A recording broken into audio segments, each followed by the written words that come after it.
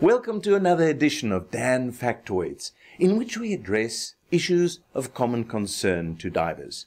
In this edition, we're going to be talking about a rather complicated topic, which is related to clotting of the blood and pulmonary embolism. Keep watching.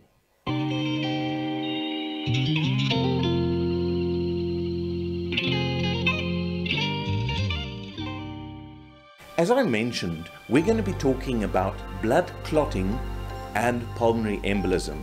Now, I'm not going to get into the technicalities because the frequently asked questions are really just to give you the core principles, and we'll be answering this individual specifically.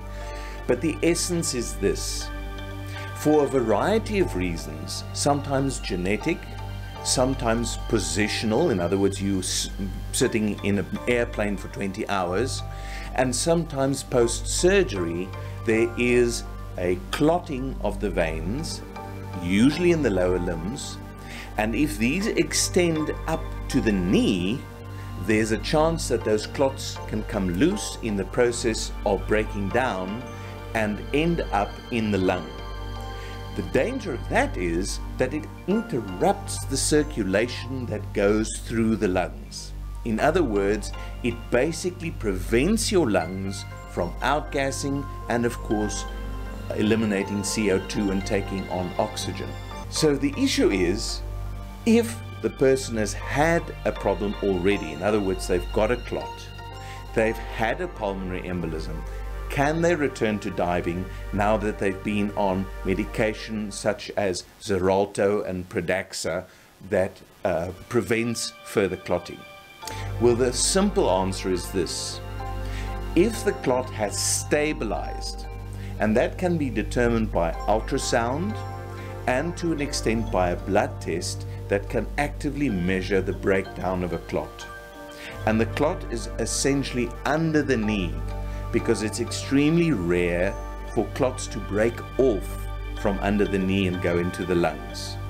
So if the clot is no longer the issue, if the reason for the clot is not a contraindication, in other words, cancer or some reason why this person has an abnormality to have clots.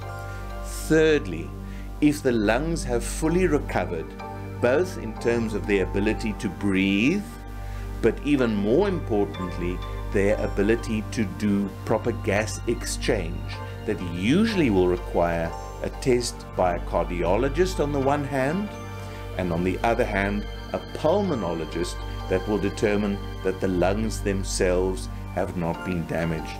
If those two records essentially show that you are able to dive, there's a good chance that you may actually be able to return to diving. In the olden days, we used to use Coumadin or warfarin. That was rather difficult to monitor because it could vary with one's diet and a lot of medications. But nowadays with Xarelto and Pradaxa, it has become far more predictable. And with those two things in place, if your cardiologist and your pulmonologist are okay with you diving, the chances are very good that you will be able to. However, as always, we recommend that you see a diving physician for the final okay before you get back in the water. So, with that, until next time, safe diving.